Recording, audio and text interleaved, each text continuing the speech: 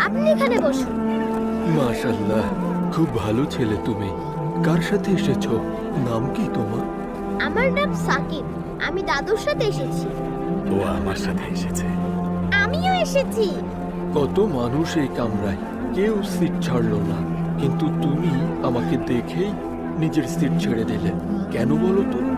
একদিন আমরা সবাই মিলে গল্প করছিলাম। আমাদের সেই ছোট্ট গ্রামে কি সুন্দর একটা নদী আছে। আমাকে ছেড়ে কিসের গল্প হচ্ছে? এসো বাবা, তুমিও